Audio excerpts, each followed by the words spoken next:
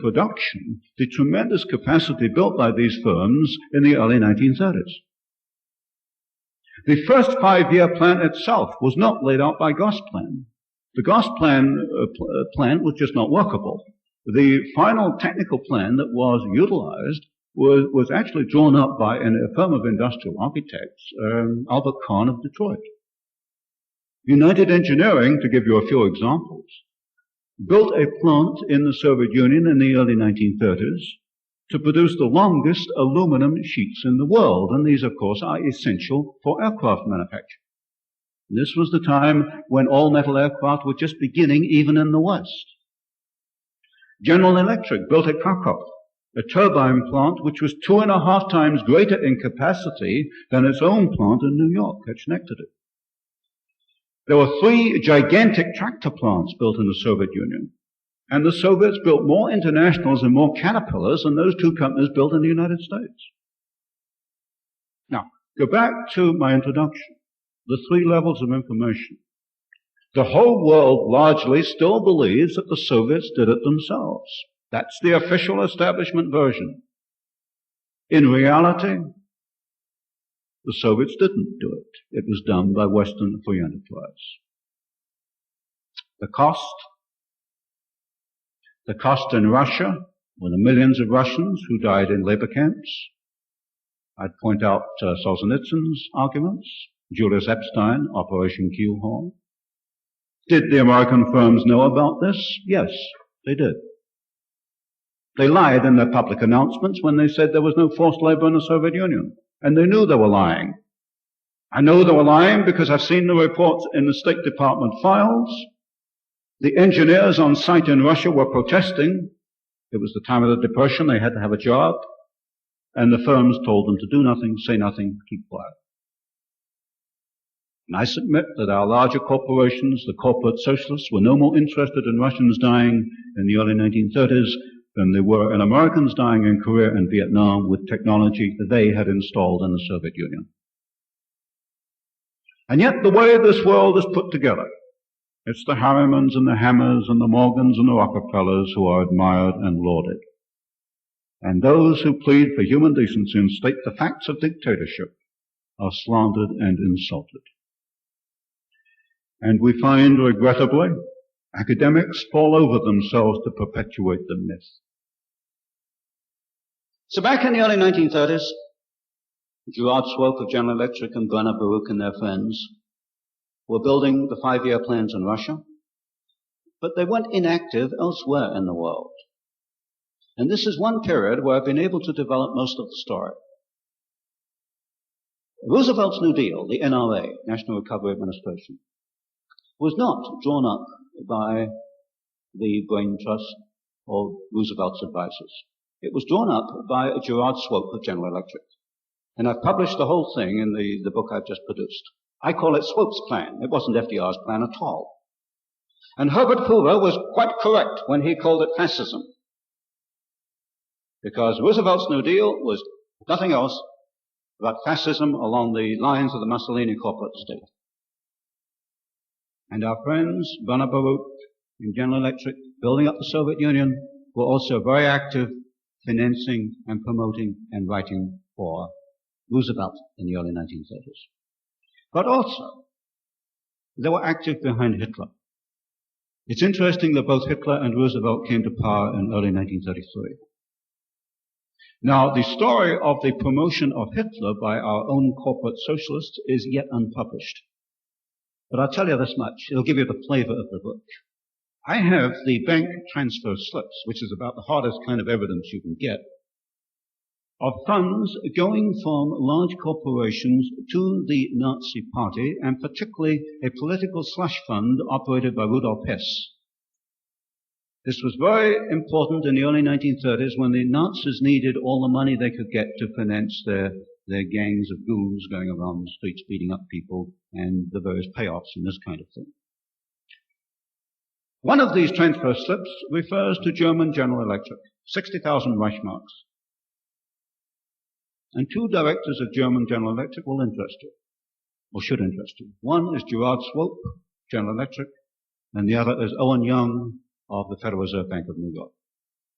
So what we find is, when we begin to probe behind the scenes of history, is that we have these gentlemen promoting 3 brands of socialism all at the same time. They're building the first 5-year plan in the Soviet Union.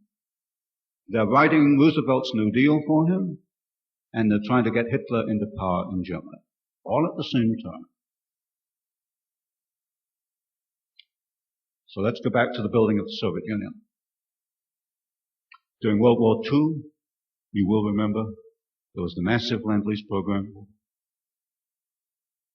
This pretty much replaced any capacity the Soviet Union might have lost in World War II, but more importantly, it brought the Soviet Union to a fundamentally new technological horizon. I've covered the whole story of this build-up in the Hoover series of books. By 1946, the Soviets had a capacity to do certain things themselves. They could manufacture the shells of factories, that is the building, which is not too difficult, and they could duplicate simple equipment, simple lathes, this kind of thing.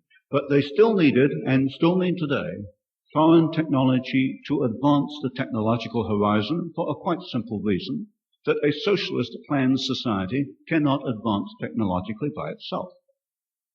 And once again, Western businessmen were only too happy to oblige. And once again, they went into the Soviet Union in the 1950s, certainly the 1960s, and you'll see the peak of this in the last few years under Kissinger. And to give you again some examples from the development in these 20 years, you will find in mining equipment firms like Joy Manufacturing. Non-ferrous metals, you'll find they're using, for example, the international nickel process for nickel smelting, refining. Iron and steel is an exception. The Soviets adopted the classical blast furnace back in the 1930s. Their plans were largely laid out by the Frame Corporation of Chicago. It's a very simple process. What they did was build bigger units, what I call scaling up. And in classical blast furnace technology, they have not come back to the West, but they have done, particularly in rolling techniques, and what you might call the high technology forms of steel and metals. In petroleum processes, you can see the copying of the Lend-Lease refineries all the way up to today. I think just a few weeks ago, there were recent agreements to transfer more petroleum technology to the Soviet Union. In chemicals, Arm & Hammer, Occidental Petroleum, of course, has always played a key role. Textiles, we find Soviet nylon, all their synthetic fabrics are Western fabrics, but of course with different model numbers, categories.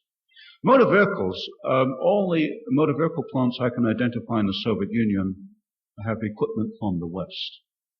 They have been able to reproduce simple transfer lines, but as you know, with the Karma plant, still today, the Soviets require equipment mainly from the United States.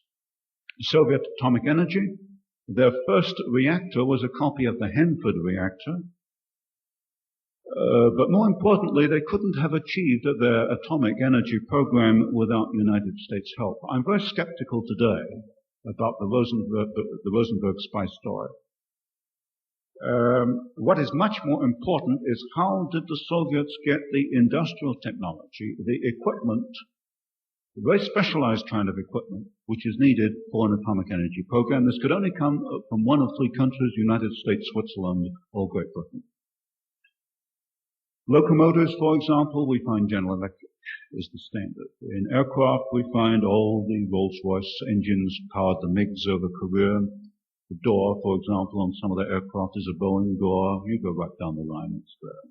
Merchant Marine, I calculated that exactly because the Soviets have published a very exhaustive catalog, great big fat thing, of their Soviet ships. Every ship is there, cataloged with its technical specification. And I can tell you exactly 67% of the hulls were built in the West. 80% of the engines were built in the West. The 20% that were not built in the West were built in the Soviet Union, mainly at Bryansk and in Leningrad, under technical assistance agreements. There's no such thing as a Soviet marine diesel engine. That's what got the Soviet Weekly upset in London and said I was wild. And of course I pointed to their own catalogue, and it's right there if they bother to get a calculating machine, which of course will have to be Western, and they can repeat what I did. The computer technology is courtesy of IBM and Radio Corporation of America, but there's an English corporation, International Computers, which has transferred the most advanced of its own computer technology. I did happen to meet a director of this particular company last April when I was in England, and I pointed this out to him that it was his own suicide. He had more to lose than I had.